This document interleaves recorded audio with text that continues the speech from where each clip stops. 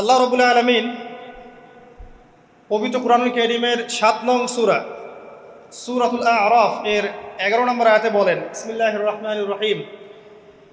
আল্লাহ রাব্বুল আলামিন বলছেন, ওয়ালাকাদ খালাকনাকুম সুম্মা সাওয়ারনাকুম সুম্মা কুলনা লিল মালাইকাতি ইসজুদু লিআদম ফাসাজাদু ইল্লা ইবলিস লাম ইয়াকুম মিনাস সাজিদিন। আল্লাহ রাব্বুল আলামিন বলছেন, ওয়ালাকাদ খালাকনাকুম, নিঃসন্দেহে আল্লাহ রাব্বুল আলামিন সেই সত্তা যিনি তোমাদেরকে সৃষ্টি করেছেন। সুম্মা সাওয়ারনাকুম, এরপর তোমাদেরকে আকৃতি দান করেছেন, সুন্দর অবয়ব কাঠামো দান করেছেন, দৈহিক কাঠামো। সুম্মা কুলনা লিল মালাইকাতি ইসজুদু লিআদম, এরপরে আল্লাহ রাব্বুল আলামিন সমস্ত ফেরেশতাদেরকে বলেছেন যে তোমরা আদমকে সিজদা করো। আর সূরা বাকারার মধ্যে আছে, আল্লাহ পাক সৃষ্টি করার পরে আদম আলাইহিস সালামকে নাম শিক্ষা দিয়েছেন, অর্থাৎ জ্ঞান শিক্ষা দিয়েছেন, এবং এমন জ্ঞান শিক্ষা দিয়েছেন যেই জ্ঞান ফেরেশতারাও জানতেন না। আল্লাহ পাক ফেরেশতাদেরকে বলেছিলেন যে তোমরা এই নামগুলো বলে দাও দেখি, যদি তোমরা সত্যবাদী হয়ে থাকো। ফেরেশতারা এই নামগুলো বলতে পারেননি। তারা বলেছিলেন, লা ইলমা লানা ইল্লা মা আল্লামতানা, আপনি আমাদেরকে যা শিখিয়েছেন এর বাইরে আমাদের কোনো জ্ঞান নেই। এরপর আল্লাহ পাক আদম আলাইহিস সালামকে বলেছেন, আদম তুমি নামগুলো বলে দাও দেখি। এরপর আদম আলাইহিস সালাম সুন্দর করে সব নামগুলো বলে দিয়েছেন, কারণ আল্লাহ পাক তাকে সেই জ্ঞান শিক্ষা দিয়েছিলেন। এরপরে আল্লাহ রাব্বুল আলামিন ফেরেশতাদেরকে বলেছেন, তোমরা আদমকে এখন সিজদা করো, কারণ জ্ঞানের মানদণ্ডে আদম তোমাদের চেয়ে শ্রেষ্ঠ। সুবহানাল্লাহ। আর আমরা সেই আদম সন্তান, যদিও বা পৃথিবীতে আসার পরে আমরা আমাদের পরিচয়টা ভুলে গেছি। সেই আদম সন্তান, যে আদমকে আল্লাহ রাব্বুল আলামিন ফেরেশতাদেরকে দিয়ে সম্মানিত করলেন, সিজদা করালেন, সেই আদম সন্তান এখন আল্লাহর জমিনে শিরক করে, নবী সাল্লাল্লাহু আলাইহি ওয়াসাল্লামের সুন্নতের অনুসরণ করতে চায় না, নবীদের আদর্শ মানতে চায় না, কোরআন এবং সুন্নাহ মেনে জীবন করতে চায় না। সেই আদম সন্তান এখন জেনা করে, ব্যভিচার করে, মাদকদ্রব্য পান করে, সমকামী। সেই আদম সন্তান এখন ঘুষ খাচ্ছে, সুদ খাচ্ছে, দুর্নীতি করছে, অন্যের সম্পদ আত্মসাৎ করছে, অন্যায়ভাবে মানুষকে হত্যা করছে। এমন কোনো গুনাহ নাই যে সেই আদম সন্তান করছে না। কোন আদম সন্তান? যার পিতাকে আল্লাহ রাব্বুল আলামিন কি করলেন? ফেরেশতাদেরকে দিয়ে সেজদা করালেন। তাহলে চিন্তা করেন যে আমরা আমাদের পরিচয়টা কি পরিমাণ হারিয়ে ফেলেছি। আমরা তো চেতনার কথা বলি না, শেকড়ের কথা বলি না, আমরা সংস্কৃতির কথা বলি না। এই কথাগুলো আমরা বলি।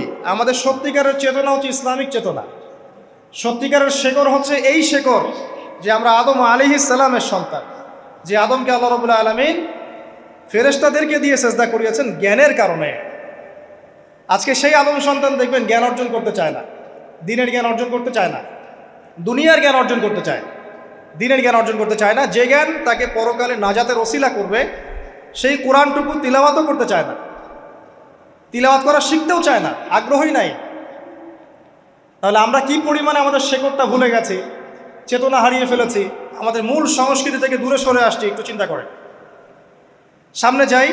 আল্লাহ রাব্বুল আলামিন বলছেন, এরপর সুন্দর আকৃতি দিয়ে আদমকে আমি ফেরেশতাদেরকে দিয়ে সেজদা করালাম। ফাসাজাদু, সবাই সেজদা করলো, প্রত্যেকটা ফেরেশতাই কি করলো? সেজদা করলো। ইল্লা ইবলিস, কে সেজদা করলো না? ইবলিস। ইবলিস সেজদা করলো না। ইবলিস কে ছিল?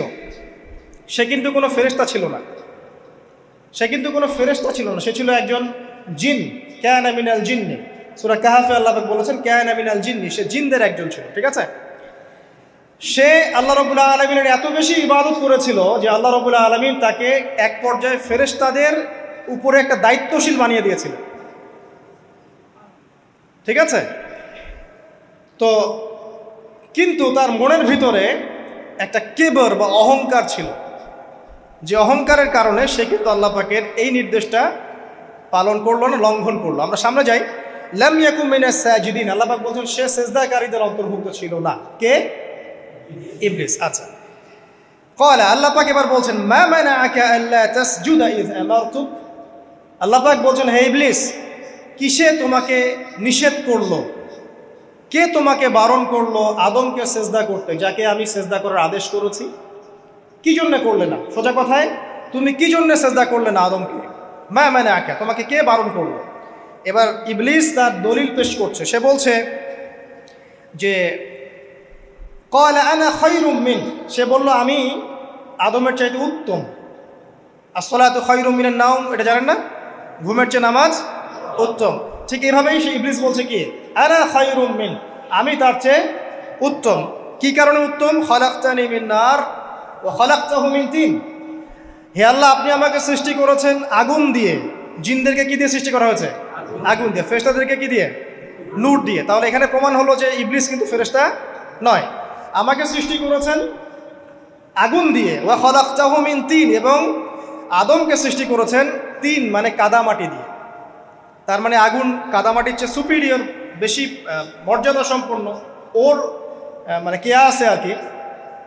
এই কারণে সে সিজদা করল না। এবার আল্লাহ রাব্বুল আলামিন বলছেন ক্বালা ফাহবিত মিনহা, ইবলিস এখান থেকে নেমে যাও। এটা কোন জায়গা? একদম মহাকাশের উপরে না, নাকি পৃথিবীতে? এটা 7 আসমানের উপরের ঘটনা।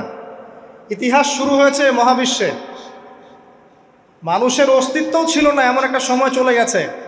মহাবিশ্বে কোটি কোটি বছর চলে গেছে যখন মানুষ বলতে কিচ্ছু ছিল না। ছিল না। অনেক পরে মানুষকে সৃষ্টি করা হয়েছে। তো এখন দুনিয়াতে মানুষের চলাচল দেখলে মনে হয় মহাবিশ্বে সে একাই আছে, আর কেউ নাই, তাই না? আচ্ছা, এটা দলিল কোরআনে আছে। সূরা দাহার 1 নম্বর আয়াত পড়ে দেখবেন, হাল আতা আলাল ইনসান হাইনুম মিনাদ দাহরি লাম ইয়াকুন শাইআম মাযকুরা। আল্লাহ পাক বলছেন মানুষের উপরে এমন সময় চলে গেছে যে মানুষ কোনো আলোচ্য বিষয় ছিল না, উল্লেখযোগ্য কোনো বিষয় ছিল না। তো সভ্যতার শুরুর ঘটনা হচ্ছে এটা, মানে মানব সভ্যতার একদম শুরুর শেকড়ের ঘটনা হচ্ছে এটা। একদম শুরুর চেতনা, শুরুর সংস্কৃতি শুরু হচ্ছে এখান থেকে। এবার ইবলিস বলছে আমি সেজদা করব না, বিকজ আমি তার চেয়ে সুপিরিয়র। আপনি তাকে সৃষ্টি করেছেন মাটি দিয়ে, আমাকে সৃষ্টি করেছেন আগুন দিয়ে, আমি তাকে সেজদা করব না। সে আল্লাহ পাকের আদেশ লঙ্ঘনই করলো না, বরং আল্লাহকে উল্টা একটা যুক্তি দেখালো যে আপনি ভুল, আমি ঠিক। নাউজুবিল্লাহ, আপনি আমাকে আদমকে সেজদা করতে বলছেন, এটাই ভুল, বরং উচিত হচ্ছে ও আমাকে সেজদা করবে। নাউজুবিল্লাহ। তো সে কিন্তু আবা ওয়াস্তাকবার, সে উদ্ধত হলো এবং অহংকারও প্রদর্শন করলো। আল্লাহ পাক বলছেন ক্বালা ফাহবিত মিনহা, এখন এখান থেকে নেমে যাও। এই জান্নাতি বলেন আর ওই ঊর্ধ্ব জগতই বলেন, সেখান থেকে তোমরা নেমে যাও, তুমি নেমে যাও। ফামা ইয়াকুনু লাকা আন তাতাকাব্বারা ফিহা, এখানে দাঁড়িয়ে তুমি অহংকার করবে এই অধিকার তোমাকে দেওয়া হয় নাই। সোজা কথায় আল্লাহ পাক বলছেন এখানে দাঁড়িয়ে তুমি অহংকার করবে এই অধিকার তোমাকে দেওয়া হয়নি। আল্লাহ পাক অহংকারীকে পছন্দ করেন না। অহংকারীদেরকে আল্লাহ পাক কিয়ামতের মাঠে পিঁপড়ার মতো উঠাবেন। তাদের আকৃতি মানুষের সমানও হবে না, ছোট ছোট কালো পিঁপড়ার মতো হবে, এবং অন্ধকার ওদেরকে ঢেকে নিবে। তো আমাদের মনে যাদের অহংকার আছে, আল্লাহর ওয়াস্তে অহংকার ছেড়ে দেই। অহংকার ইলমেরও থাকতে পারে। একজনের অনেক বড় ইলমি ডিগ্রি সার্টিফিকেট আছে, অমুক ফারেক তমুক ফারেক, অমুক মুহাদ্দিস অমুক মুফাসসির, ডাবল ডিগ্রি, এটার অহংকার থাকতে পারে, ঠিক আছে। আবার অনেকের টাকা পয়সার অহংকার থাকে, অনেকের ক্ষমতার অহংকার থাকে, আবার এখনকার মেয়েদের সৌন্দর্যের অহংকার থাকে, থাকে না? এক এক মানুষের এক একটা অহংকার। অহংকারের ডেফিনেশনটা কি? একজন সাহাবী নবী সাল্লাল্লাহু আলাইহি ওয়াসাল্লামকে বলছেন, ইয়া রাসূলুল্লাহ, আমি পছন্দ করি আমার গায়ের পোশাকটা সুন্দর হোক, আমার জুতা সুন্দর হোক, ঠিক আছে, আমার সুগন্ধি ভালো হোক, দামি হোক। এটা কি অহংকারের পরিচয়? নবী সাল্লাল্লাহু আলাইহি ওয়াসাল্লাম বলছেন না, এটা অহংকারের পরিচয় নয়। বরং অহংকারের পরিচয় হচ্ছে অন্য মানুষকে তুচ্ছ তাচ্ছিল্য করা এক, আর দুই হচ্ছে সত্যকে প্রত্যাখ্যান করা। মনে থাকবে অহংকারের সংজ্ঞা কি? এক, অন্য মানুষকে তুচ্ছ তাচ্ছিল্য করা, আর দুই, সত্যকে প্রত্যাখ্যান করা। এখন সত্য কি? আইনস্টাইনের থিওরি সত্য, নাকি পিথাগোরাসের উপপাদ্যই সত্য, নাকি আমাদের পশ্চিমারা যে সেকুলারিজম, কমিউনিজম, ডেমোক্রেসি ইত্যাদি ইত্যাদি, ন্যাশনালিজম এগুলো দিয়ে দিয়েছে মতবাদগুলো, এগুলি চূড়ান্ত সত্য? সায়েন্সই কি চূড়ান্ত সত্য? চূড়ান্ত সত্যটা কি আসলে?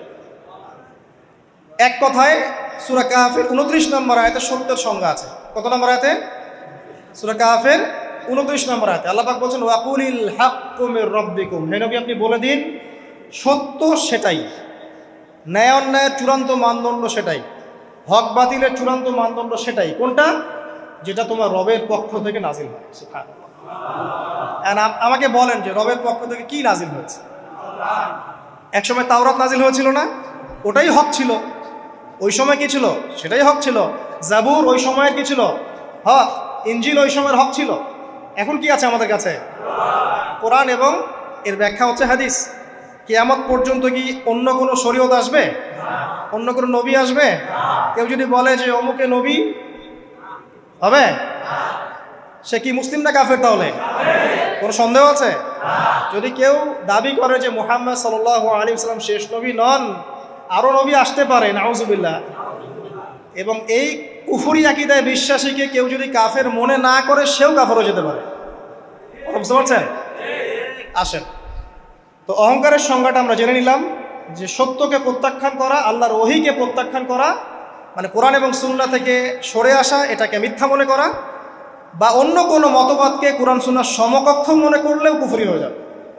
এরকম মনে করে অন্য একটা মতদর্শ, একটা দর্শন, একটা ফিলোসফিক্যাল থট বা একটা স্কুল অফ থট কোরআন সুন্নাহর চেয়ে ভালো নয়, কিন্তু কোরআন সুন্নাহর সমমানের, এটাও যদি কেউ মনে করে, কাফের। কথা কি বুঝতে পারছেন? এটা হচ্ছে অ্যাবসলিউট ট্রুথ, মানে এটা সত্যের একদম সর্বোচ্চ স্টেজ, এর উপরে আর কিছু নাই। ভুলে গেছিলাম ভাই। আচ্ছা, এবার আসেন, আমরা অহংকারের সংজ্ঞা জানলাম, সত্যের সংজ্ঞাও জানলাম। এখানে ইবলিস কি করছে? সে অহংকার প্রদর্শন করছে। সে আল্লাহকে বলছে আপনি ভুল, আমি ঠিক। আদমকে সে তুচ্ছ তাচ্ছিল্য করলো এবং সত্যকে প্রত্যাখ্যান করলো, দুটোই কিন্তু ইবলিস করলো এখানে। আসেন, আল্লাহ পাক বলছেন ফাখরুজ, এখান থেকে বের হয়ে যাও হতভাগ। ফাখরুজ মানে উখরুজ মানে বের হও, অতএব ফাখরুজ, এখান থেকে বের হয়ে যাও। ইন্নাকা মিনাস সাগিরিন, তোমার অহংকার করার কোনো সুযোগ নেই এখানে, তুমি তো ছোট পুত্র। ইন্নাকা মিনাস সাগিরিন, সাগির মানে কি? তুমি এখান থেকে, তুমি বের হয়ে যাও এখান থেকে, তুমি একজন ক্ষুদ্র সত্তা, তোমার এখানে অহংকার করার কিচ্ছু নাই। কলা, এবার ইবলিস বলছে, এই জায়গাগুলো খুব ভালো করে শোনেন, আমাদের লেকচারের আসল জায়গায় কিন্তু যাবে ওই দিকে। যদি আড়াইটা পর্যন্ত লেকচারটি কোনো সমস্যা আছে? আচ্ছা, তাহলে বসে থাকেন, খাওয়া দাওয়া করে আসছেন তো? আচ্ছা, কলা, এবার ইবলিস বলছে আনজিরনি, শোনেন, ইবলিস বলছে আনজিরনি, হে আল্লাহ আমাকে অবকাশ দিন। কি বলছে? আমাকে অবকাশ দিন। ইলা ইয়াউমি ইউবআসুন, যেই দিন আপনি কিয়ামত ঘটাবেন, যেই দিন সবাইকে পুনরুত্থিত করবেন, ওই দিন পর্যন্ত আমাকে অবকাশ দিন। সূরা বাকারায় আছে, অন্য সূরা আছে, রব্বি আনজিরনি ইলা ইয়াউমি ইউবআসুন। ইবলিস বলছে হে আমার রব। কি বলছে ইবলিস? হে আমার রব। ইবলিস কি তাহলে আস্তিক না নাস্তিক? কথা বলেন, ইবলিস কি আস্তিক না নাস্তিক? আস্তিক। ইবলিস বলছে যে ইয়া রব্বি, রব্বি হে আমার রব, হে আমার প্রতিপালক। আল্লাহকে ইবলিস বলছে হে আমার প্রতিপালক, আনজিরনি আমাকে অবকাশ দিন, ইলা ইয়াউমি ইউবআসুন, কিয়ামত দিবস পর্যন্ত, বা যেদিন আপনি পুরো মানব জাতিকে উঠাবেন কবর থেকে, আবার ওই দিন পর্যন্ত আমাকে অবকাশ দিন। তার মানে কিয়ামত যে হবে এটা নতুন করে লেখা হয় নাই, সভ্যতায় হিস্ট্রির শুরু থেকেই কিয়ামত ছিল। কথা বুঝতে পারছেন? ফেরেশতারাও জানতেন যে একদিন মহাবিশ্ব ধ্বংস হয়ে যাবে।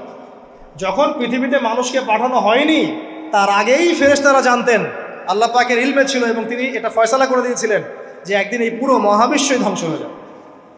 ইবলিস আগে থেকে জানতো যে কিয়ামত হবে, এই জন্য সে বলছে আমাকে কিয়ামত পর্যন্ত অবকাশ দিন। আল্লাহ পাক এবার কি বলছেন দেখেন, ইবলিস আল্লাহর কাছে চাইলো, আল্লাহ পাক তাও তাকে ফেরত দিলেন না। আর আমরা আল্লাহর কাছে চাইতে এখন হতাশা হয়ে যায় না, দোয়া করতে থাকি আর বলি যে আমার দোয়া তো কবুল হচ্ছে না। আর যে ইবলিস একটা জিনিস চাইলো, আল্লাহ পাক বললেন ক্বালা ইন্নাকা মিনাল মুনজারিন, যাও তুমি অবকাশপ্রাপ্তদের একজন, তোমাকে অবকাশ দেয়া হলো। এক কথায় তোমার দোয়া কবুল করা হয়েছে, তোমার অবকাশ তোমাকে দেয়া হলো, কারণ আল্লাহ পাক এটা পরীক্ষা করবেন ইবলিসকে দিয়ে, মানব জাতিকে। ক্বালা, এবার ইবলিসের চ্যালেঞ্জ শোনেন, এটাই আমাদের আজকের লেকচারের মূল পয়েন্ট। এই জায়গা থেকে ইবলিস চ্যালেঞ্জ করছে। কি চ্যালেঞ্জ করছে?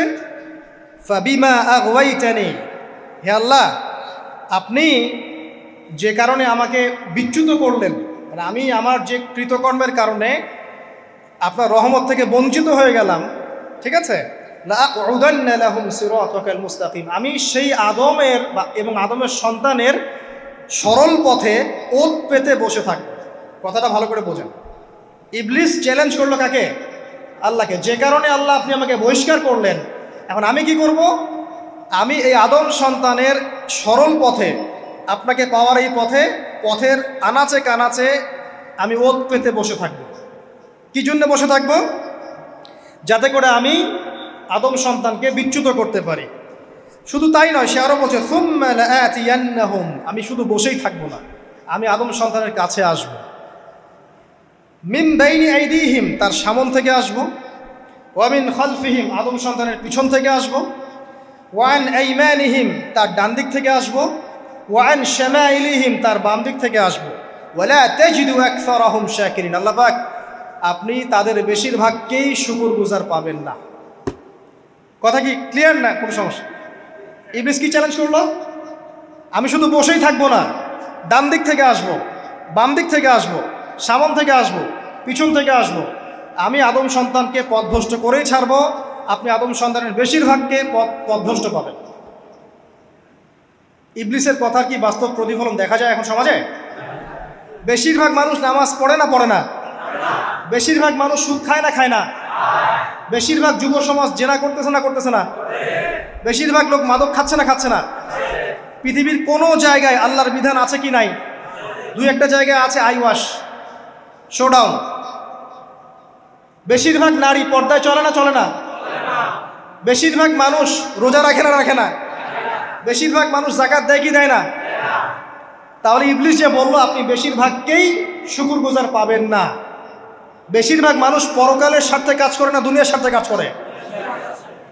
কতজন মানুষ আল্লাহ পাকের দ্বীনটাকে প্রচার প্রসার প্রতিষ্ঠার কথা বলে বা কোরআন সুন্নাহর কথাগুলো মেনে চলে? কতজন মানুষ? বেশিরভাগ লোক মেনে চলে। তাহলে ইবলিস কি সফল না ব্যর্থ?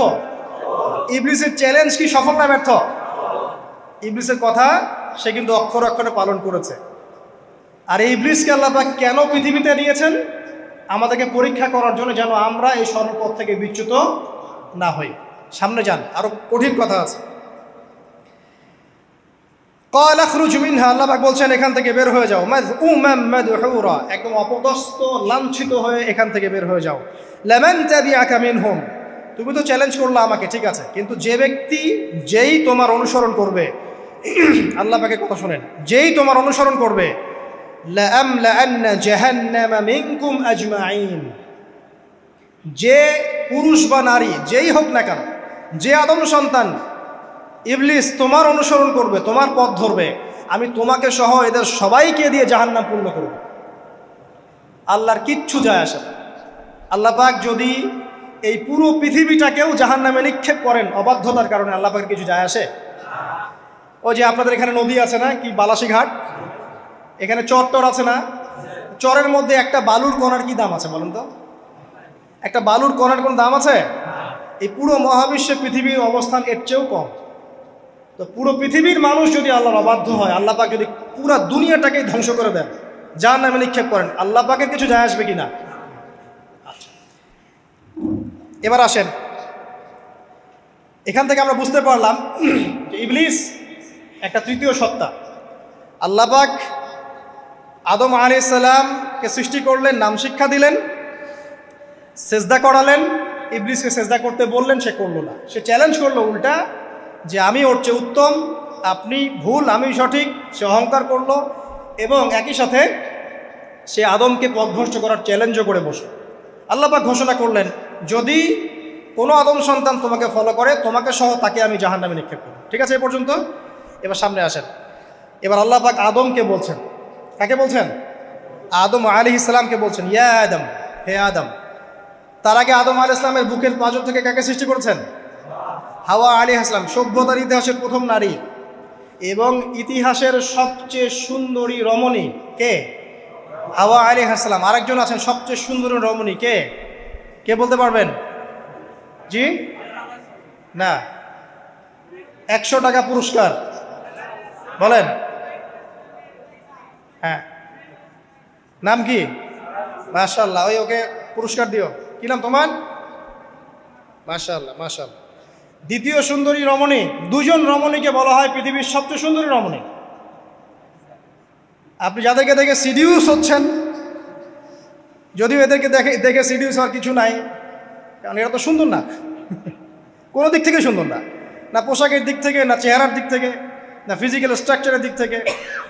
এদেরকে দেখে তো পাগলও সিডিউস হবে না। তো আদম আলাইহিস সালাম এবং আদম আলাইহিস সালামের স্ত্রী হাওয়া আলাইহিস সালাম এবং সারা আলাইহিস সালাম, ইতিহাসের সবচেয়ে সুন্দর রমণী, ইতিহাসের সবচেয়ে সুন্দর রমণী কাদের স্ত্রী ছিলেন? নবীদের না অন্য কারো? এজন্যই বলি, আপনি যদি পবিত্র থাকেন, আল্লাহওয়ালা মানুষ হন, ইনশাআল্লাহ তাআলা আল্লাহ পাক আপনার ঘরে একজন নেককার পুণ্যবতী সুশ্রী স্ত্রী দান করবেন ইনশাআল্লাহ। আপনি যদি এইসব অশ্লীলতার গোলক ধাঁধায় পড়ে নিজের ঈমান হারিয়ে ফেলেন, চরিত্র হারিয়ে ফেলেন, সম্ভাবনা খুবই কম যে আপনি একজন দিনদার মেয়ে পাবেন। বরং আপনি এমন কাউকেই পেতে পারেন যে আপনার মতোই, ঠিক আছে? দেখবেন যে আপনি 10 ঘাটের পানি খেয়ে আসছেন, ও দেখবেন 12 ঘাটের পানি খেয়ে আসছে। আল্লাহ পাক আমাদের যুব সমাজকে হেফাজত করুন, আমিন। আল্লাহ পাক এবার আদম আলাইহিস সালামকে বলছেন, ইয়া আদম, হে আদম, উসকুন আনতা ওয়া যাওজুকাল জান্নাহ। আদম শোনো, তুমি এবং তোমার স্ত্রী দুইজন এখন জান্নাতে থাকো। কোথায় থাকো? জান্নাতে থাকো। ওয়া কুলা মিন হাইসু শি'তুমা, যেখানে ইচ্ছা সেখান থেকে খাবার খাও। জান্নাতের নাজ নেয়ামতের কথা তো আপনারা শুনেছেন অনেক, আমি ওইগুলো বলতে যাচ্ছি না, সময় চলে যাবে। যা ইচ্ছা তাই পাবেন সেখানে, যা ইচ্ছা তাই। এমন একটা জায়গা যেটা কখনো কোনো চোখ দেখে নাই, কোনো কান শোনেও নাই। চোখ না দেখলেও, কান না শুনলেও মানুষ মনে মনে অনেক কিছু কল্পনা করে না, এটা কল্পনাও করার সুযোগ নাই। এত উন্নত মানের একটা জায়গা।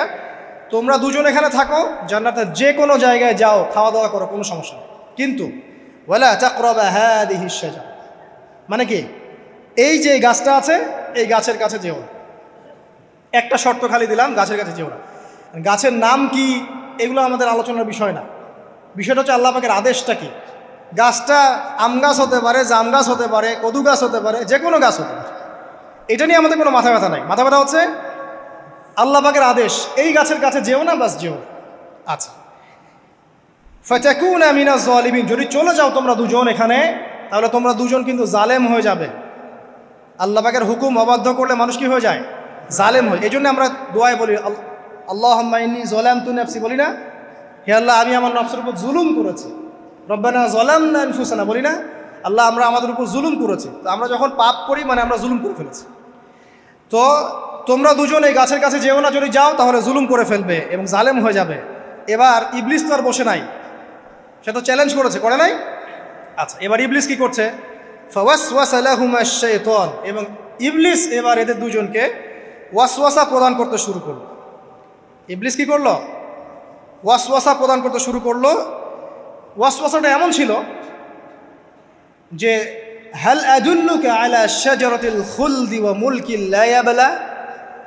ইবলিস এসে আদম এবং হাওয়া আলাইহিস সালাম তাদেরকে উস্কে দিতে লাগলো যে, আমি কি তোমাদেরকে এমন কোনো গাছের কথা বলবো যেই গাছের ফল খেলে তোমরা চিরস্থায়ী হয়ে যাবে, কখনো মরবে না, এবং এমন রাজত্ব পাবে যে রাজত্বের কোনো ক্ষয় নাই। ইবলিসের টোপটা কি দেখলেন? চিরস্থায়িত্বের টোপ এবং কিসের টোপ? রাজত্বের টোপ। এটা সূরা তহার মধ্যে আছে। অন্য সূরায় আছে যে, আমি কি বলে দিব এমন গাছের কথা যেই গাছের ফল খেলে তোমরা ফেরেশতা হয়ে যাবে, কখনো মরবে না। তাহলে চিরস্থায়িত্বের টোপ এবং এই যে কিসের? রাজত্বের এই যে টোপ, এই দুইটা হচ্ছে মানুষকে আল্লাহর পথ থেকে ডিসিভ করার একটা মানদণ্ড। কথা বুঝতে পারছেন? এই পৃথিবীতে যত মানুষ পথভ্রষ্ট হয়ে গেছে জন্য হয়েছে অনেকেই, আর অনেকে চিরস্থায়িত্বের জন্য হয়েছে। ফেরাউন নমরুদ চিরস্থায়িত্বের লোভে পড়ে পথভ্রষ্ট হয়নি? আর ওই সময় থেকে শুরু করে এখনকার বিশ্বে যারা ক্ষমতাধর, এরা কি ক্ষমতার দাপটে পথভ্রষ্ট হচ্ছে না? এই দুটো হচ্ছে মানুষকে পথভ্রষ্ট করার মাধ্যম। ইবলিস খুব ভালো করেই জানতো। একটা কথা বলি নাই, যখন আদম আলাইহিস সালামকে তৈরি করে রাখা হয়েছে, সৃষ্টি করে রাখা হয়েছে, ইবলিস এর চারপাশে রাউন্ড দিচ্ছিল, তাওয়াফ করছিল, তাওয়াফ। এবং মানব শরীরের এবং মানব মস্তিষ্কের, মননের দুর্বল পয়েন্টগুলো সে ফাইন্ড আউট করছিল। কারণ সে কিন্তু অনেক জ্ঞানী ছিল, সে কিন্তু প্রচণ্ড জ্ঞানী ছিল, এবং এখনও কিন্তু সে প্রচণ্ড জ্ঞানী, এবং তার অভিজ্ঞতার ঝুলি এখন অনেক বেশি, তাই না? ওর বয়স হয়ে গেছে না, এখন প্রচুর বয়স। তো তাওয়াফ করে করে সে মানুষের দুর্বল জায়গাগুলো ফাইন্ড আউট করেছে। একটা হচ্ছে পেট, একটা প্রবৃত্তি, একটা হচ্ছে নারীর প্রতি আসক্তি, ঠিক আছে, একটা ক্ষমতার লোভ, একটা চিরস্থায়িত্বের লোভ। এগুলো হচ্ছে মানুষের দুর্বল জায়গা। ইবলিস এগুলো ফাইন্ড আউট করে ওইভাবে চাল দিয়েছে। কথা বুঝতে পারছেন? একটু খেয়াল করে দেখেন, এখনকার বিশ্বে যত অন্যায় হচ্ছে, ম্যাক্সিমাম পাপ হচ্ছে পেটের কারণে। পেট। সুদ খায় কেন? পেটের কারণে। ঘুষ খায় কেন? পেটের কারণে। ইভেন যে এখন জেনা করছে, ওদেরকে তো এখন যৌনকর্মী বলতে হয়, তাই না? সম্মান দিয়ে কথা বলতে হয়। তো যৌনকর্মী যারা, তারাও দেখবেন পেটের কারণেই করছে। পেটের কারণে। তারপর দেখবেন মানুষের সম্পদ আত্মসাৎ, ওই যে ছেলে মেয়ে বাল বাচ্চার জন্য। পেট মানে মূল জিনিসটা কি? পেট। এবং চিরস্থায়িত্ব, ক্ষমতার দাপট আর প্রবৃত্তির দাসত্ব, এগুলো হচ্ছে মানুষের সবচেয়ে দুর্বল পয়েন্ট। দেখবেন ম্যাক্সিমাম পাপ হচ্ছে মেয়েদের কারণে। মেয়েদের কারণে না, মেয়ের পিছনে। মেয়ের পিছনে আপনি চলে গেছেন, এখানে আত্মহত্যা করছে কেউ, কেউ এখানে আপনার জেনা করছে, কেউ ধর্ষণ করছে, কেউ পরকে লিপ্ত হচ্ছে, মানে মেয়েরই কোনো পাপ। ওই যে বলে না, দুইটা পাপ যাকে পেয়ে গেছে তার লাইফটা ক্র্যাশড। একটা হচ্ছে মেয়ে, একটা হচ্ছে টাকা। অর্থ সম্পদ লালসা যার মধ্যে পেয়ে বসেছে, এর জীবন শেষ। আর যার মেয়ের নেশা আছে, মেয়ের নেশা যার মধ্যে আছে, এর জীবন শেষ। একে আপনি হেদায়েতের পথে আনতে পারবেন না ইল্লা মাশা আল্লাহ, আল্লাহ পাক যদি না চান। আসেন, ইবলিস তাওয়াফ করছিল এবং সে কিন্তু টোপ দিল, চিরস্থায়িত্বের টোপ দিল। এবং কিসের টোপ দিল? ফেরেশতা হয়ে যাবে, অমর হয়ে যাবে। এবার আমাদের পিতামাতা আদম এবং হাওয়া আলাইহিস সালাম তারা কিন্তু ফল খেয়ে ফেললেন। আর এটা এমন নয় একবার ওয়াসওয়াসা দিয়েছে বাস খেয়ে ফেলেছেন, এমন নয়। কন্টিনিউয়াসলি সেই কাজটা করেছে। একটা মানুষ যখন জেনা করে, ইবলিস কি একবার এসে বললেই কেউ জেনা করে ফেলে? আস্তে আস্তে কিন্তু মানুষ জেনার পথে যায়। ওই যে প্রথমে একদিন, অনেক দিন একটা লেকচার দিয়েছিলাম না, প্রথমে গার্লফ্রেন্ড বয়ফ্রেন্ড একটা সম্পর্ক হয়, তাই না? তারপর কথাবার্তা হয়, মোবাইল ফোন এক্সচেঞ্জ করে, নোট এক্সচেঞ্জ করে, কফি খায়, আস্তে আস্তে ডেটিংয়ে যায়, পরে দেখবেন এক পর্যায়ে গিয়ে জেনা। এভাবে। আর যারা ধর্ষক, এতে ডাইরেক্ট অ্যাকশন, এত সময় নাই, ডাইরেক্ট। তো ইবলিস প্রতিটা পাপ মানুষকে ধাপে ধাপে করায়। দেখবেন ইবলিস এখানেও কিন্তু আমাদের পিতামাতাকে ধাপে ধাপে ওইদিকে নিয়ে গিয়েছিল। এবার আসেন, আমাদের পিতামাতা ফল খেয়ে ফেললেন, এই জায়গাটা খুব ভালো করে বোঝেন। এই ফল খাওয়াটা আল্লাহর অবাধ্যতা না। আল্লাহ পাক বলেছিলেন না যে জালেম হয়ে যাবে, আল্লাহ পাকের অবাধ্য হলেন। অবাধ্যতার ফলাফলটা কি হলো এবার শোনেন। আমরা সবাই জানি অবাধ্যতার ফলাফল কি, আল্লাহ পাক জান্নাত থেকে নামিয়ে দিয়েছেন, তাই তো? এর আগে আরেকটা ফলাফল হয়েছে। এই ফলাফলের সাথে আমাদের বর্তমান সময়কার যে ইস্যুটা চলছে, পোশাক, নারী, সংস্কৃতি, হাবিজাবি, হ্যাঁ, বেহায়াপনা, বেলাল্লাপনা, এই ইস্যুটা এখানে জড়িত। এটা আমারও বুঝতে এবং খুঁজে পেতে সময় লেগেছে। আমরা সবাই পড়েছি স্টুডেন্ট লাইফে, আদম এবং হাওয়া আলাইহিস সালাম আদেশ লঙ্ঘন করেছেন, সাথে সাথে আল্লাহ পাক জান্নাত থেকে কি করেছেন? নামিয়ে দিয়েছেন। ইবলিসকেও নামিয়ে দিয়েছেন, তারপরে হায়াত দিয়েছেন, এখানে পরীক্ষা করছেন, এই তো। এখানে আল্লাহ পাক দেখবেন আমাদের আমল কেমন, আমল ভালো হলে আবার জান্নাতে, খারাপ হলে আবার জাহান্নাম। কিন্তু এর আগেও একটা ঘটনা ঘটেছে। যে মুহূর্তে আমাদের পিতামাতা ফল খেয়েছেন গাছের কাছে গিয়েছেন, আল্লাহ পাকের আদেশটা লঙ্ঘন করেছেন, সাথে সাথে তাদের গায়ের পোশাকটা খুলে পড়ে গেছে। আমি বুঝাতে পারি নাই? পুরো মহাবিশ্বের প্রথম লজ্জা, প্রথম অপমান, প্রথম শাস্তি, ঠিক আছে, আল্লাহর অবাধ্যতার প্রথম পরিণাম লজ্জাহীনভাবে গা থেকে কাপড় খসে পড়ে যাওয়া, ন্যাংটা হয়ে যাওয়া, ন্যাংটা। বাংলা ভাষায় বুঝতে পারছেন? প্রথম শাস্তি, প্রথম অবাধ্যতা এবং প্রথম অবাধ্যতার পরিণতি পুরো মহাবিশ্বে সভ্যতার শুরু থেকে শেষ পর্যন্ত প্রথম অ্যাক্সিডেন্ট, বা এই যে আমরা বলছি পরিণতি, পাপের পরিণতি, অবাধ্যতার পরিণতি, সেটা হলো গা থেকে কাপড় খুলে যাওয়া। এই কথা আল্লাহ পাক বলছেন এখানে, লিইউবদিয়া লাহুমা মা উরিয়া আনহুমা মিন সাওআতিহিমা। ইবলিস তোমাদের পিতামাতাকে এই গাছের কাছে নিয়ে গিয়ে ফল খাইয়ে তাদের গা থেকে পোশাক খুলে ফেলে দিয়েছে। এবার কি বুঝতে পারছেন যে ইবলিস এখন বিশ্বে কি করছে? ইবলিস সেম কাজটা করছে আমাদের সাথে, আমাদের গা থেকে তারা পোশাক খুলে ফেলে দিচ্ছে। সভ্যতার শুরুর পাপ বলছি না আমরা, এটা আসলে ভুল। সভ্যতার শুরুতে আদম এবং হাওয়া আলাইহিস সালাম যে ভুলটা করেছেন, তার যে পরিণতি হয়েছে সেটা এটা ছিল না যে জান্নাত থেকে পৃথিবীতে নামিয়ে দেয়া, বরং পরিণতি এটা ছিল তাদের গা থেকে প্রথম কাপড় খুলে গেছে, তারা নগ্ন হয়ে গেছেন। ইবলিস সর্বপ্রথম আমাদের বাবা মাকে নগ্ন করেছে প্রলোভন দিয়ে, ক্ষমতার প্রলোভন, চিরস্থায়িত্বের প্রলোভন দিয়ে। আজকের বিশ্বেও কি ইবলিসের দোসররা সেম কাজটা করছে না? আজকের বিশ্বেও কি ইবলিসের মানুষরূপী দোসরগুলা সেম কাজটাই করছে না? সেম কাজটা করছে। আমাদের গা থেকে ওরা পোশাক খুলে ফেলছে, এরপর আল্লাহ পাক জান্নাত থেকে নামিয়ে দিয়েছে। আগে কিন্তু এটা হয়নি, আগে পোশাক খুলেছে। এরপর কি হয়েছে জানেন? শোনেন, আল্লাহ পাক ওয়াকালা মা নাহাকুমা রাব্বুকুমা আন হাযিহি আশ-শাজারা ইল্লা আন তাকুনা মালাকাইন আও তাকুনা মিনাল খালিদিন। ইবলিস বলছিল যে তোমাদের রব তোমাদেরকে এই গাছের কাছে যেতে নিষেধ করেছে এই কারণে যে তোমরা এখানে গেলে মালাক হয়ে যাবে এবং চিরস্থায়ী হয়ে যাবে। ওয়া কাসামাহুমা ইন্নী লাকুমা লামিনান নাসিহিন। ইবলিস বলছিল যে আমি আল্লাহর কসম করে বলছি আমি তোমাদের শুভাকাঙ্ক্ষী। ফাদাল্লাহুমা বিগুরুর, ওদেরকে তারা পথভ্রষ্ট করলো, ইবলিস তাদেরকে পথভ্রষ্ট করলো। ফালাম্মা যাকাশ শাজারা, যখন তারা গাছের কাছে গেলেন, বাদাত লাহুমা সাওআতুহুমা, তাদের লজ্জাস্থানটা উন্মুক্ত হয়ে গেল, কাপড় খুলে পড়ে গেল। এটাই বলতে যাচ্ছিলাম। ওয়া তাফিকা ইয়াখসিফানি আলাইহিমা মিন ওয়ারাকিল জান্নাহ, এবং আদম এবং হাওয়া আলাইহিমা সালাম জান্নাতের গাছের পাতা ছিঁড়তে লাগলেন এবং সেই পাতা দিয়ে লজ্জাস্থান ঢাকতে লাগলেন। আপনার বাবা আপনার মাকে যদি কেউ রাস্তায় নগ্ন করে ফেলে আপনার কেমন লাগবে? আপনি কি করবেন তার ইজ্জত সম্মান বাঁচানোর জন্য? আমাদের পিতা মাতাকে ইবলিস জান্নাতে নগ্ন করে দিয়েছিল এবং আমাদের পিতা মাতা জান্নাতের পাতাগুলো ছিঁড়ে ছিঁড়ে লজ্জাস্থানকে আবৃত করতে শুরু করল। ওয়ানাদাহুমা রাব্বুহুমা, এবং আল্লাহ পাক বলছেন এবার আল্লাহ পাক তাদের দুজনকে ডাকলেন, ডেকে বলে আলাম আনহাকুমা আন তিলকুমা শাজারা, হে আদম এবং হাওয়া তোমাদের দুজনকে কি আমি বলি নাই যে এই গাছের কাছে যাবে না? ওয়াকুল লাকুমা ইন্নাশ শাইতানা লাকুমা আদুউম মুবিন, আমি কি তোমাদেরকে বলি নাই নিশ্চয়ই শয়তান তোমাদের স্পষ্ট প্রকাশ্য শত্রু? কলা, এবার তারা তাদের ভুল বুঝতে পারলেন। আল্লাহ পাকের কত দয়া মানুষের প্রতি দেখেন। ইবলিসও আল্লাহর অবাধ্য ছিল, আল্লাহ পাক তাকে বহিষ্কার করে কাফের বানিয়ে দিয়েছেন, চিরস্থায়ী লানত করেছেন।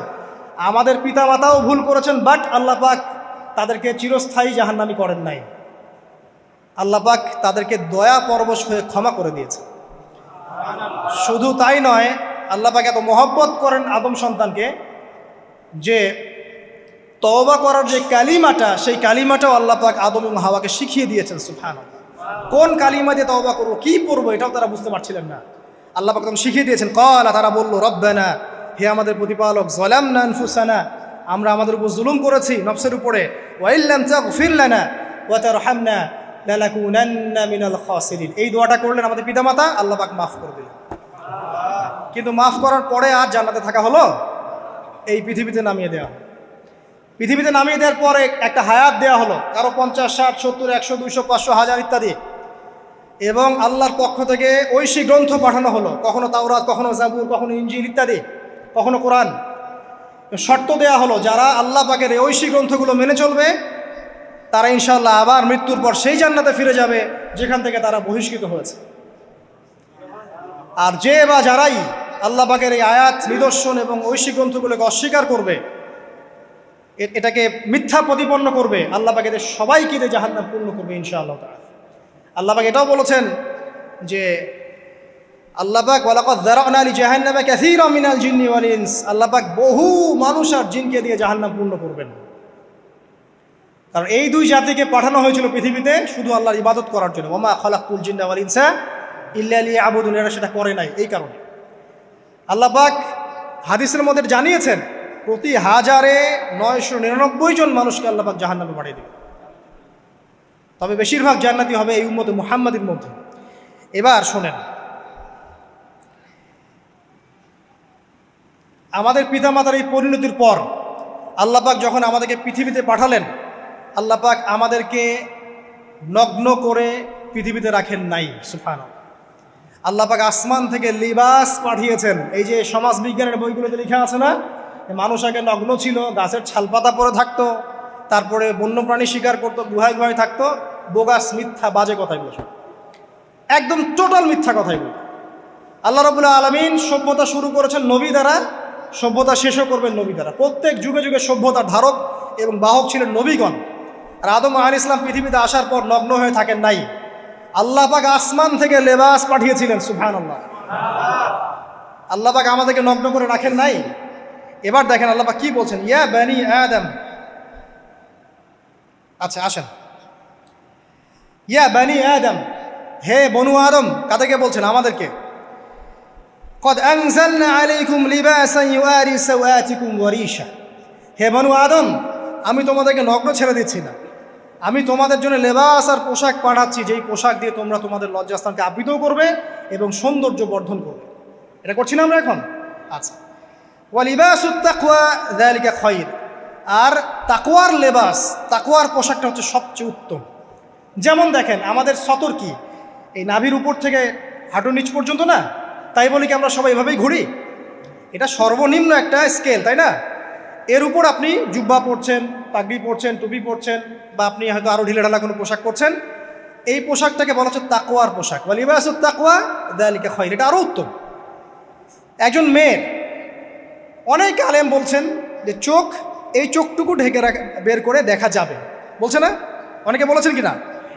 কিন্তু এটাও যদি কেউ সামনে জিলবাব দিয়ে ঢেকে রাখে তাহলে কি উত্তম নয়? পর্দার ক্ষেত্রে উত্তম নয়? তো লিবাসুত তাকওয়া যালিকা খায়র, তাকওয়ার যে পোশাক সেটা আরও উত্তম বেশি।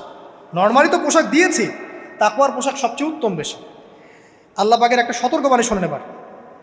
যালিকা মিন আয়াতিল্লাহ, এই পোশাকটা আল্লাহ পাকের নিদর্শন। পোশাকটা কি? আল্লাহ পাকের নিদর্শন।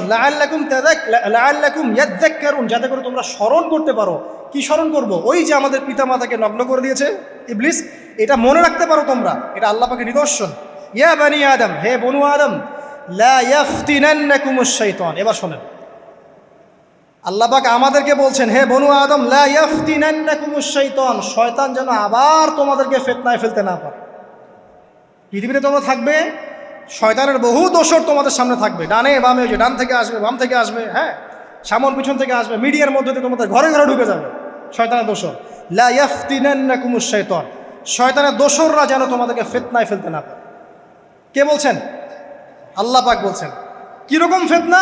কামা আখরাজা আবাওয়াইকুম মিনাল জান্নাহ, ঠিক যেভাবে শয়তান তোমাদের পিতা মাতাকে জান্নাত থেকে বের করে দিয়েছিল, ওই রকম ফিতনায় যেন ফেলতে না পারে। ঠিক আছে? ওয়ায়ানজিউ আনহুমা লিবাসাহুমা, এবং শয়তান তোমাদের পিতা মাতার লেবাস খুলে ফেলেছিল, নগ্ন করে দিয়েছিল, নগ্নতা, বেহায়াপন, অশ্লীলতা শিখিয়েছিল, ওইদিকে ধাবিত করতে চেয়েছিল। শয়তানের দোসররা যেন এটা করতে তোমাদের সাথে না পারে, সতর্ক থাকবে। লিউরিয়াহুমা সাওআতিহিমা, যাতে করে তোমাদের লজ্জাস্থানটা উন্মুক্ত হয়ে যায়। ইন্নাহু ইয়ারাকুম, নিশ্চয় শয়তান তোমাদের সবাইকে দেখতে পায়। হুয়া ওয়া কাবিলুহু, সে এবং তার পুরো কবিলার লোকজন, মিন হাইসু লা তারাউনাহুম, এমন জায়গা থেকে যে জায়গা তোমরা দেখতে পারো। আর শয়তান এবং তার অনুসারী যারা আছে, হোক মানুষ আর জিন, তারা তোমাদেরকে দেখতে পারে এমন জায়গা থেকে যা তোমরা দেখো না। আমরা যারা এই বিশ্বে আছি, আমরা সবাই এখন খেলার পুতুলের মতো খেলছি। যারা নিয়ন্ত্রণ করে বিশ্ব, এদেরকে কেউ দেখতে পারে না, এরা মানুষ শয়তান। কথা বুঝতে পারছেন? আর এমনি জিন শয়তান যারা আছে, এদেরকে তো আমরা দেখতে পারি না, অনেক দূর থেকে তারা আমাদেরকে দেখতে পারে। আল্লাহ পাক সতর্ক করছেন এটা। ইন্না জাআলনা আশ-শায়াতিন আউলিয়া লিল্লাযিনা লা ইউমিনুন, শোনেন, নিশ্চয়ই যারা আমার প্রতি ঈমান আনে না বা আমার অবাধ্য হয়, আমার আদেশ মানে না, তাদের সাথে আমি শয়তানকে বন্ধু বানিয়ে দিয়েছি। এবার বুঝলেন কেন বললাম এরা মানুষ শয়তান? বিকজ এদেরকে আল্লাহ পাক শয়তানের বন্ধু বানিয়ে দিয়েছেন, এটা শয়তানের বন্ধু। অন্য সূরায় আছে, শয়তান, জিন শয়তান মানুষ শয়তানকে ওহী করে। জিন শয়তান মানুষ শয়তানের মাথায় এসব বুদ্ধি ঢালে, এই শয়তানি বুদ্ধিগুলো শয়তান মানুষের মাথায় ঢালে। মানে মানুষ মাথাটা আগে সে রিড করেছে, কাকে কোন দিক দিয়ে রিসিভ করা যাবে। ঠিক আছে? আচ্ছা, এরপরে আরও আল্লাহ পাক বলছে, ওয়াইদা ফাআলু ফাহিশাতান, তারা যখন কোনো ফাহেসা কাজ করে, নোংরা বেহায়ার মতো কাজ করে, ক্বালু, তারা বলে, ওয়াজাদনা আলাইহি আবানা, এরকম করেই আমরা আমাদের পিতা মাতাদেরকে পেয়েছি। মানে যুগ যুগ ধরে এই সংস্কৃতি চলে আসছে, নগ্নতার সংস্কৃতি, বলে না? কথা বুঝতে পারছেন না? এই কথাই তারা বলে, যেটা কোরআনে আছে। আল্লাহ পাক বলছেন, ক্বালু ওয়াজাদনা আলাইহি আবানা, তারা বলে আমাদের পিতৃপুরুষদেরকে আমরা হাজার বছর থেকে দেখেছি এইভাবেই ড্রেস আপ করতে, এমনি ব্লাউজ ছাড়া শাড়ি পরতে দেখেছি আমরা, এমনি দেখেছি পেট বের করে চলতে, এমনি দেখেছি এই শর্ট কামিজ পরে চলতে, নগ্ন হয়ে চলতে। এখন তো বিকিনি সংস্কৃতি আসলে, এবং এটা মুভমেন্ট চলছে, মানে মানুষের দেহ থেকে কাপড় খুলে ফেলার মুভমেন্ট, আন্দোলন শুরু হয়েছে। ঠিক আছে? এবং দোহাই হচ্ছে আমরা হাজার বছর থেকে এমনিই চলছে। এই যে আল্লাহ পাক বলছেন, ক্বালু ওয়াজাদনা আলাইহি আবানা, আমরা এর উপরে আমাদের পিতা মাতাদেরকে পেয়েছি। ওয়াল্লাহু আমারানা বিহা, এরা আরো বলে আল্লাহ আমাদেরকে এই আদেশ করেছেন। নাউযুবিল্লাহ। আল্লাহ বলছেন, আল্লাহ পাকের আদেশ কি? কুল ইন্নাল্লাহা লা ইয়া'মুরু বিল ফাহশা, নিঃসন্দেহে আল্লাহ পাক কোনো ফাহেসা কাজের আদেশ করতেই পারেন না। পারেন? নিঃসন্দেহে আল্লাহ পাক কোনো ফাহেসা, বেলাল্লাপনা, বেহায়ার মতো কোনো আদেশ, বেহায়াপনার কোনো কাজের আদেশ করতে পারেন না। আতাকুলুনা আলাল্লাহি মা লা তা'লামুন, তোমরা কি আল্লাহ সম্পর্কে এমন কথা বলছো যেই কথা তোমরা জানো না? এই পর্যন্ত থাক। এবার আসেন বাস্তবতায় আস। এতটুকু যে আমরা হিস্ট্রির সূচনার কথাগুলো বললাম, এখানে আপনারা কিন্তু প্রথম একটা দলিল পেলেন মানুষের দেহ থেকে পোশাক খুলে ফেলে। এরপর আমি পুরো কোরআনটা ঘাটার চেষ্টা করেছি। আদম আলাইহিস সালাম থেকে শুরু করে মুহাম্মদ সাল্লাল্লাহু আলাইহি ওয়াসাল্লাম পর্যন্ত হাজার হাজার শতাব্দী চলে গেছে, যাই নাই? হাজার হাজার বছর চলে গেছে, বহু জাতি এসেছে, বহু জাতি চলেও গেছে। আমরা কি প্রথম জাতি নাকি? এর আগে কত জাতি পৃথিবীতে এসেছে, চলেও গেছে, গেছে না? আচ্ছা, কোরআন ঘেটে ঘেটে ক্লান্ত হয়ে যাওয়ার পর আমরা এমন কোনো জাতি পাচ্ছি না যাদের কথা আল্লাহ পাক বলেছেন যে আমি তাদেরকে ধ্বংস করেছি অশ্লীলতার কারণে বা এই আপনার বেলাল্লাপনার কারণে বা ফাহেসা কাজের কারণে। সরাসরি এই একটা কারণ দেখে আল্লাহ পাক কোনো কওমকে ধ্বংস করেছেন খুব রেয়ার, খুঁজে পাওয়া যাচ্ছে না। শুধু 3টা জায়গা বের করতে পেরেছি। কয়টা জায়গা?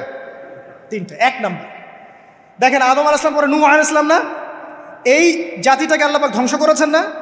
এই ধ্বংসটাকে আল্লাহ পাক এই বেপরদামির কারণে করেছেন, অশ্লীলতার কারণে করেছেন, পোশাকের অপসংস্কৃতির কারণে করেছেন? করেন না, শিরকের কারণে করেছেন। কি কারণে? শিরক। আল্লাহ পাক সবাইকে ডুবিয়ে মেরেছেন, কিন্তু ওরা যে নগ্ন পোশাক পরে রাস্তাঘাটে চলাফেরা করতো এই কথাটা কিন্তু আল্লাহ পাক বলেন। তার মানে ওদের পাপ এটা ছিল না। এরপর ইব্রাহিম আলাইহিস সালামের কওম কি এই কারণে ধ্বংস হয়েছে? অশ্লীলতার কারণে ধ্বংস হয়েছে? বেহায়াপনার কারণে ধ্বংস হয়েছে? নগ্নতার সংস্কৃতির অপচর্চার কারণে ধ্বংস হয়েছে? না। শিরকের কারণে। আদ জাতি এই কারণে? না। সামুদ জাতি এই কারণে? না। একটা জাতি পাওয়া যায়, তার নাম কওমে লূত। কি নাম? কওমে লূত। এই লূত কওম ছিল সমকামী। তারা মেয়েদের সাথে বিবাহ বন্ধনে আবদ্ধ হতো না, বরং ছেলেদের ছেলে ছেলে জেনা করতো না। এই একটা জাতি পাচ্ছি ইতিহাসে যারা অশ্লীলতার কারণে, ফাহেসা কাজের কারণে, সমকামিতার কারণে, নোংরামির কারণে আল্লাহ পাক পুরো উপরে উঠিয়ে নিচে নামিয়ে ধসিয়ে দিয়েছে। এই একটা জাতি পেলাম।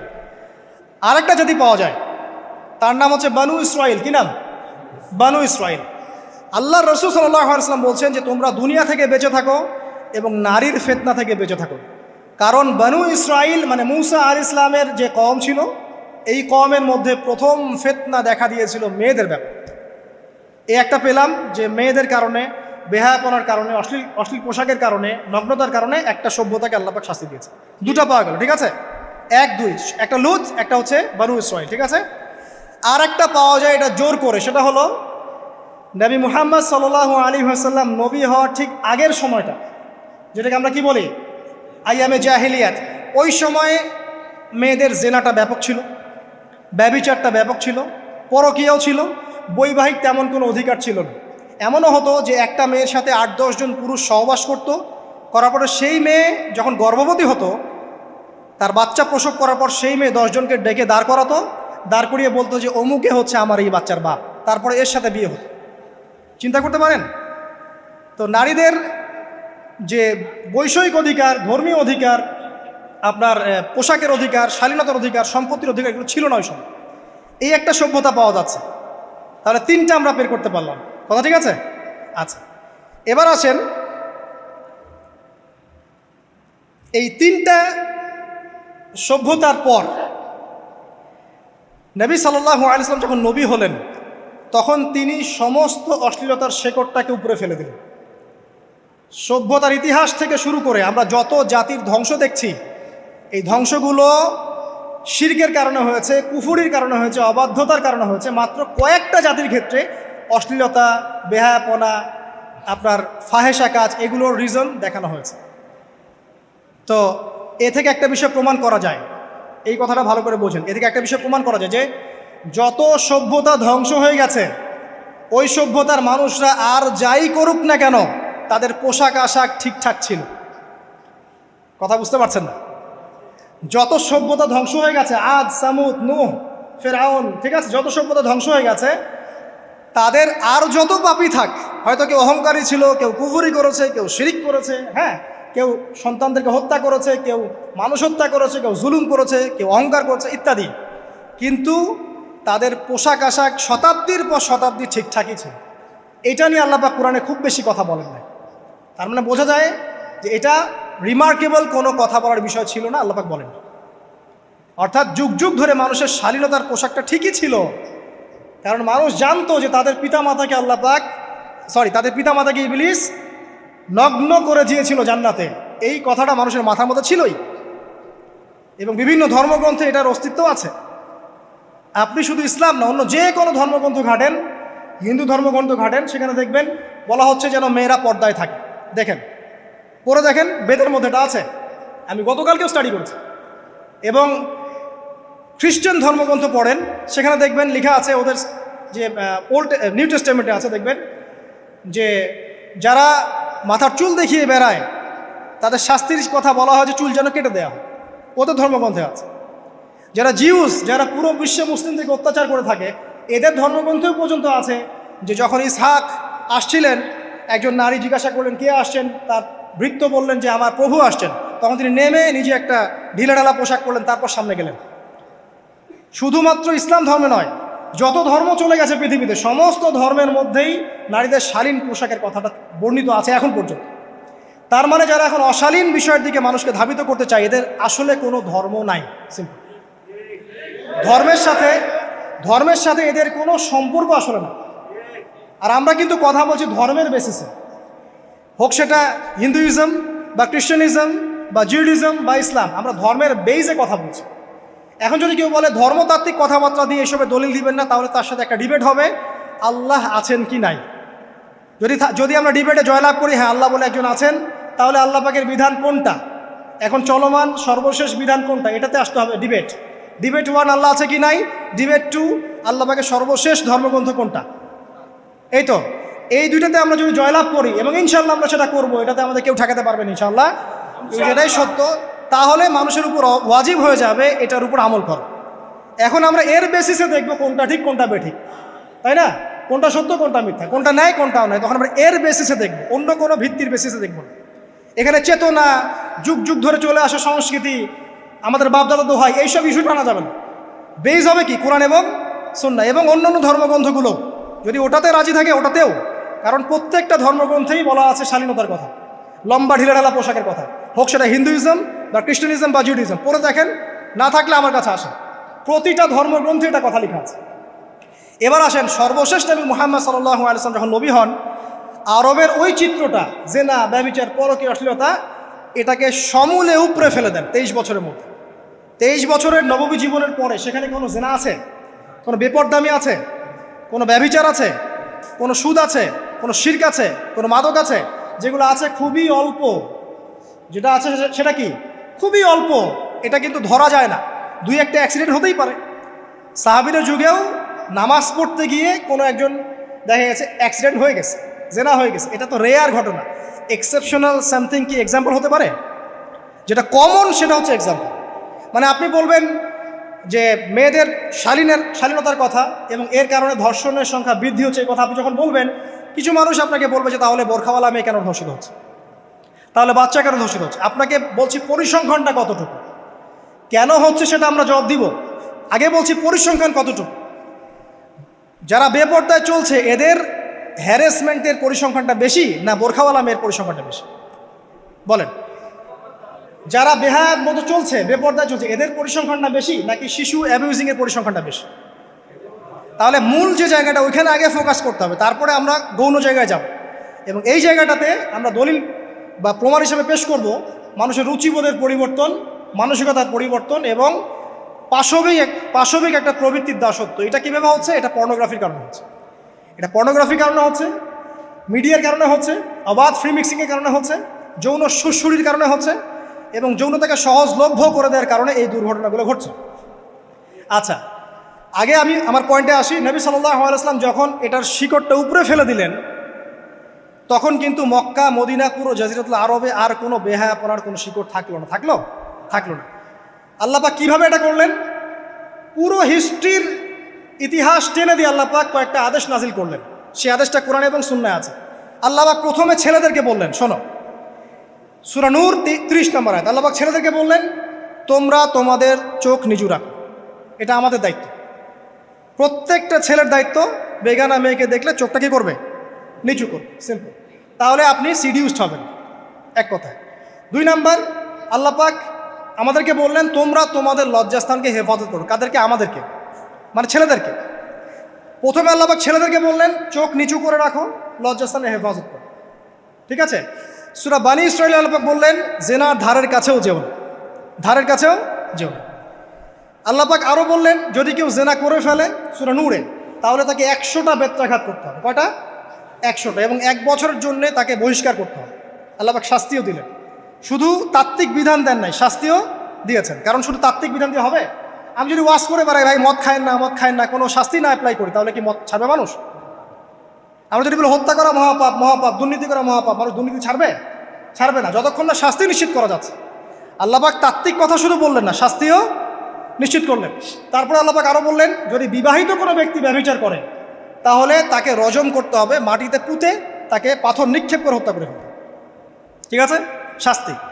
এরপরে দেখেন আল্লাহ পাক মেয়েদেরকে বলছেন, এবার মেয়েদেরকে বলছেন তোমরা মূলত ঘরে থাকো, যদি বাইরের পরিবেশ তোমাদের অনুকূলে না থাকে তোমরা ঘরে অবস্থান করো।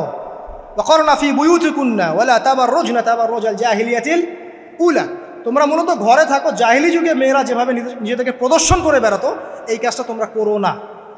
যদি করো তাহলে সমাজে বেহায়াপনা, ফায়সা বেড়ে যাবে, তোমরা নিজেরাই ক্ষতিগ্রস্ত হবে, যেটা ওরা হচ্ছে এখন। আচ্ছা, এরপর আল্লাহ পাক আরও বললেন হে নবী আপনি আপনার স্ত্রী এবং মুমিন নারীদেরকে বলেন তারা যদি বাহিরে যায় যেন জিলবাব দিয়ে তাদের পুরো বক্ষদেশটাকে ঢেকে নেয়। তাহলে পোশাকের সংস্কৃতির শেকড় কোত্থেকে শিখবো? আমি কোত্থেকে শিখবো?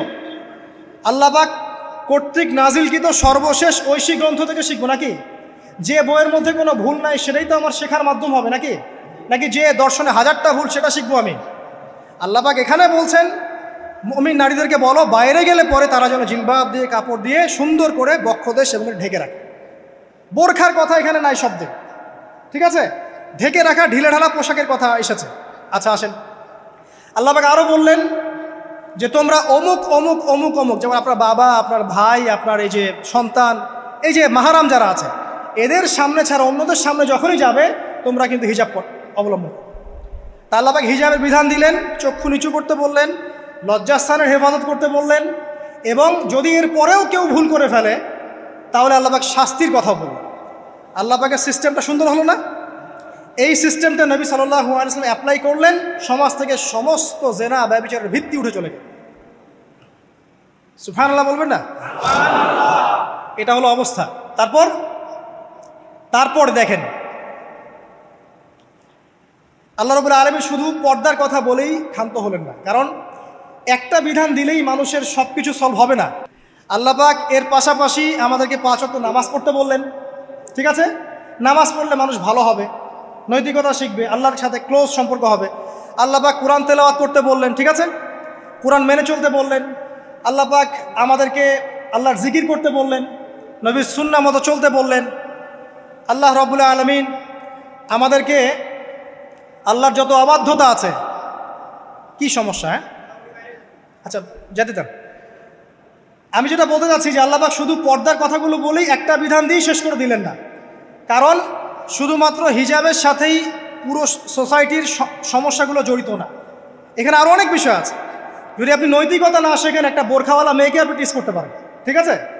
যদি আপনার মধ্যে আল্লাহর ভয় তাকওয়া না থাকে আপনি কিন্তু একটা বাচ্চাকেও ধর্ষণ করতে পারেন, সুযোগ পেলে আপনি করে ফেলবেন। আপনার মধ্যে আল্লাহর ভয় না থাকলে আপনি কিন্তু গোপনে জেনা করতে পারেন বা পর্ন দেখতে পারেন। তাই আল্লাহ পাক শুধু হিজাবের বিধানটা দিয়েই ক্ষান্ত হলেন না, আল্লাহ পাক আনুষঙ্গিক আরও অনেক কথা বললেন যে তোমরা পবিত্র হও, বেশি বেশি আল্লাহর জিকির করো, 5 ওয়াক্ত সালাত নামাজে পড়ো, কোরআন তেলাওয়াত করো, নবীর সুন্নাহ মেনে চলো, দিনই কাজে ব্যস্ত থাকো, সৎ কাজের আদেশ করো, অসৎ কাজে নিষেধ করো। মানে এই সবগুলো কাজ যখন একসাথে হবে আপনার মনটা কী হবে? পবিত্র হবে, আপনার মনের মধ্যে আল্লাহর নূর চলে আসবে। মানে আপনার মনে আল্লাহর নূর চলে আসবে, তখন এইসব অন্ধকার বা এই যে জাহেলিয়াতগুলো আপনার কাছে ভালো লাগবে না। যখন আপনার ইন্টারনাল যে সোলটা আছে এটা যখন এনলাইটমেন্ট হবে আল্লাহর নূর দিয়ে, তখন আপনার কাছে এইসব হারাম প্রিমিক্সিং, হারাম পরকিয়া, আপনার জেনা, আপনার ব্যভিচার, পর্ন এগুলো বিভীষিকাময় মনে হবে, আপনার কাছে ভালো লাগবে না।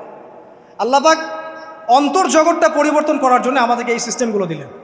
শুধু হিজাবই করবে not this is not necessary, এর সাথে আরও অনেক বিষয় থাকবে, নামাজ, রোজা, হজ, জাকাত, হ্যাঁ হজ, ওমরা, তাজকিয়া, জিকির আজগার, কোরআন তেলাওয়াত, আমর বিল মারুফ নাহি আনিল মুনকার সব একত্রিত হবে, আবার হিজাবও চলবে। এরপরে যদি কেউ সীমা লঙ্ঘন করে শাস্তিও আছে। পুরো সিস্টেমটা সুন্দর না? এই সিস্টেমটা যখন আল্লাহ পাক তার রাসূল মুহাম্মদ সাল্লাল্লাহু আলাইহি ওয়াসাল্লামের মাধ্যমে লঞ্চ করলেন আরবের মধ্যে, আরবে না কোনো জেনা থাকলো, না কোনো ব্যভিচার, না কোনো মাদক, না কোনো পর্ন, না কোনো এই যে নারীর অবমাননা, কিছুই থাকলো। একটা মেয়ে 300 মাইল দূর থেকে এসে একা হজ করে চলে যায়, তো কেউ তার দিকে তাকাতো না। এমন যুগ চলে গেছে। মহিলা সাহাবী রণকৌশল মানে যুদ্ধের বর্ম পরে উহুদে যুদ্ধ করেছেন, কেউ তার দিকে তাকায়নি। তাকিয়েছে? তাকায়নি। এখন ওই যুগটা আপনি দেখেন, রাসূল সাল্লাল্লাহু আলাইহি ওয়াসাল্লামের যুগ, আবু বকর সিদ্দিক, ওমর ইবনুল খাত্তাব, ওসমান আলী, এই খুলাফায়ে রাশিদার স্বর্ণ যুগটাকে আপনি দেখেন। ওই যুগে আপনি রেপের হার কত পার্সেন্ট মহিলা রেপ হয়েছে? ওই যুগে কত পার্সেন্ট মেয়ে জেনায় লিপ্ত হয়েছে? ওই যুগে কত পার্সেন্ট ছেলে মেয়ে ধর্ষণ করেছে? ওই যুগে কত পার্সেন্ট নারীর শ্লীলতাহানি হয়েছে? কত পার্সেন্ট নারীকে টিজ করা হয়েছে? কত পার্সেন্ট মেয়েকে মার্ডার করা হয়েছে? কত পার্সেন্ট মেয়েকে যৌতুকের জন্য চাপ দেওয়া হয়েছে? একটু পরিসংখ্যানটা দেখেন আমাদেরকে। সভ্যতা করতে লাফাচ্ছেন। ওই সভ্যতায় যা হয়ে গেছে, নবী সাল্লাল্লাহু আলাইহি ওয়াসাল্লাম থেকে শুরু করে খোলাফায়ে রাশিদুল যুগে যা হয়েছে, এই পার্সেন্টেজগুলোর সাথে বর্তমান পার্সেন্টেজকে মিলবে? ওই যুগে রেয়ার জেনা 2-1টা হয়েছে। মদ খেয়েছে মানুষ রেয়ার কয়েকজন, মানুষ ব্যভিচার করেছে রেয়ারলি 2-4 জন, 100 বছরে 2-4 জন। ওই যুগে দেখবেন মানুষ পরকীয়ার নামই জানতো না, সমকামিতা কী জিনিস মানুষ জানতোই না, শর্ট পোশাক বিকিনি সংস্কৃতি কি মানুষ জানতো না, ঠিক আছে? আনকভার ইউ, এই যে মুভমেন্ট চলছে, এগুলোর মানে কি মানুষ জানতো না। জানতো? ওই যুগে কি মুসলিমরা পিছিয়ে ছিল? জ্ঞান বলেন, বিজ্ঞান বলেন, অর্থনীতি বলেন, রাজনীতি বলেন, সমরনীতি বলেন, অস্ত্রশস্ত্র বলেন, কোনো সেক্টরে কি মুসলিমরা তখন পিছিয়ে ছিল কি না? উত্তর দেন, পিছিয়ে ছিল না। তাহলে স্বর্ণযুগ আমরা কোনটাকে বলবো? এই বর্তমান দাজ্জালীয় সভ্যতাকে স্বর্ণযুগ বলবো, নাকি খোলাফায়ে রাশিদার এবং নবী সাল্লাল্লাহু আলাইহি ওয়াসাল্লাম রেখে যাওয়া যুগটাকে স্বর্ণযুগ বলবো? তাহলে ওই যুগ যদি স্বর্ণযুগ হয়, তাহলে ওই যুগের সুন্নাহ এ যুগে অ্যাপ্লাই করতে হবে না? তাহলে ওই যুগের সমস্যা যেমন দূর হয়েছে, এই যুগের সমস্যা দূর হবে না? এই সহজ বাংলা কথাটা বললে কি আমরা মৌলবাদী হয়ে যাব? এই সহজ বাংলা কথা বুঝতে গিয়ে কি আমি ধর্মান্ধ হয়ে যাব, ব্যাকডেটেড হয়ে যাব? এই কথাটা আমরা বলতে এখন সাহস পাই না। কি কারণে? সভ্যতার ইতিহাস ঘেটে দেখেন, ওই সভ্যতাই ছিল জ্ঞানে, শিল্পে, অস্ত্রে, প্রযুক্তিতে, অর্থনীতিতে মুসলিমরা একদম স্বর্ণ শিখরে। কোনো একজন মুসলিমকে হত্যা করার কেউ সাহস করেছিল? একজন মুসলিম নারীকে ধর্ষণ করার কেউ সাহস করেছে? একজন মুসলিম শিশুকে কেউ বোম মেরে হত্যা করেছিল? আজকে বিশ্বের দিকে আপনি তাকিয়ে দেখেন, শত শত নারী ধর্ষিত হচ্ছে, শত শত বোমা মেরে আমাদের বাচ্চাদেরকে হত্যা করা হচ্ছে, মুসলিমদেরকে পুরো ডমিনেট করা হচ্ছে। আজকে রাজনৈতিক নিয়ন্ত্রণ, অর্থনৈতিক নিয়ন্ত্রণ, পলিটিক্যাল, আপনার সোশ্যাল মিডিয়া, প্রযুক্তি যা আছে সব নিয়ন্ত্রণ পশ্চিমাদের হাতে, সমস্ত নিয়ন্ত্রণ ওদের হাতে। এই যে পালাবদল হলো সময়ের, এটা কেন হলো? বিকজ 1 নাম্বার ইস্যু হচ্ছে আমরা কোরআন এবং সুন্নাহ থেকে দূরে সরে আসছি। 2 নাম্বার, আমরা শয়তানের সেই ধোকায় পড়ে গেছে, যে ধোকা থেকে আমরা বেরোতে পারিনি, আল্লাহ পাক সতর্ক থাকতে বলেছিলেন। 3 নাম্বার, আমরা ইলম চর্চা ছেড়ে দিয়েছি। 4 নাম্বার, হক কথা বলাও ছেড়ে দিয়েছে। 5 নাম্বার, সৎ কাজের আদেশ, অসৎ কাজের নিষেধ ঠিকঠাক মতো হচ্ছে না। 6 নাম্বার, দেখেন আমরা জানি যারা আমল ঠিক মতো করছি না। 7 নাম্বার, আমরা বকধার্মিক হয়েছে, বকধার্মিক, খালি নামাজ, রোজা, হজ, যাকাত আর তসবির মধ্যে ইসলাম, বাকি কোনো জায়গায় ইসলাম নাই, কোনো জায়গায় ইসলাম নাই। সমস্যা এগুলা দেখবেন পরিবারের কাঠামো ভেঙে যাচ্ছে। আমরা কোরআন সুন্নাহকে হাতে নিয়ে ওয়ার্ল্ডকে চ্যালেঞ্জ করতে পারি নাই, ডিল করতে পারি নাই, এবং পশ্চিমা এবং অন্যান্য সভ্যতার যে নোংরা মতাদর্শগুলো আছে এগুলোকে ঢালাওভাবে আমরা গ্রহণ করেছি, এবং আস্তে আস্তে আস্তে আস্তে পুরো মুসলিম বিশ্বে এগুলো ছড়িয়ে গেছে। এখন আপনি পেপার পত্রিকা খুললে দেখবেন 4টা 5টা 10টা ধর্ষণ, এই মেয়ে রেপ, এই মেয়ে ডাকাতি, ওইখানে হত্যা, এখানে যৌতুক, এখানে অমুক তমুক, সুদ, ঘুষ, জেনা, ব্যভিচার, নিত্য নৈমিত্তিক ব্যাপার। কারো এগুলো নিয়ে কোনো মাথা ব্যথাও নাই, এগুলো খুব সিম্পল সাধারণ ব্যাপার এখন আমাদের কাছে।